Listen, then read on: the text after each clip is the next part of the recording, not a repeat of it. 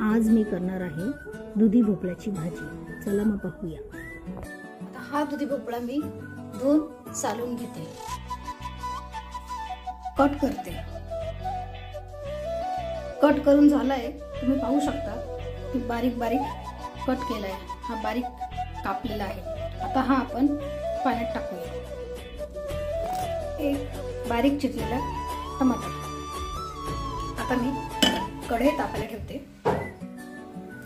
थोडे तेल, थोडी मोहरी,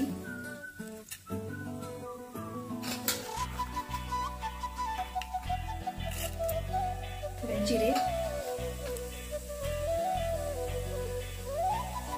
जिरे मोहरी चांगले तडतडले। आता त्यात आपण चिरलेला दुधी भोपळा टाकूया।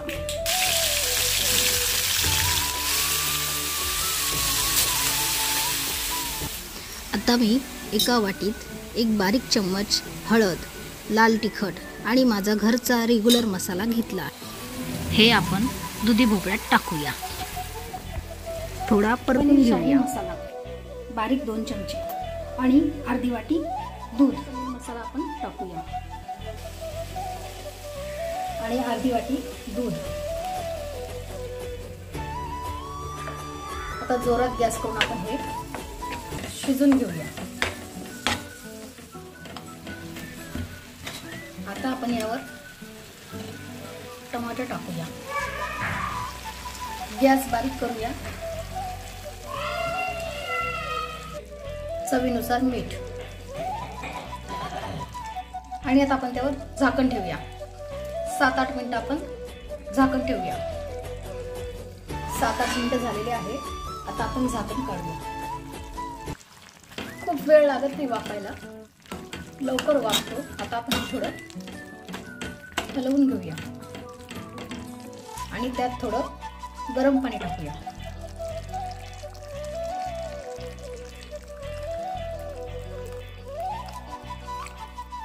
तरी साधारण मी 1 ग्लास गरम पाणी टाकले। आता हे जोरात गॅस करून आपण अजून शिजून घेऊया। चांगली उकळी येऊस्तोवर। सहसा दुधी भोपळा लोकांना आवडत नाही, कोणी जास्त खात नाही, पण तुम्ही हा माझ्या पद्धतीचा एकदा तरी करून पहा।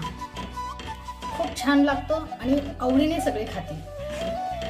दरवेळी तुम्ही असाच बनवता, एकदा तरी करून पहा।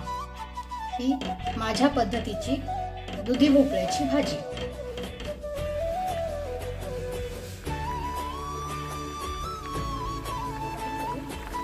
चांगलं उकळायला लागलंय।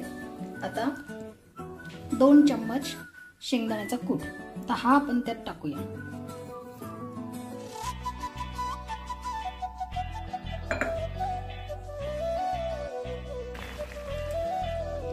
थोडी कोथिंबीर। माझ्या हातची दुधी भोपळ्याची भाजी तयार।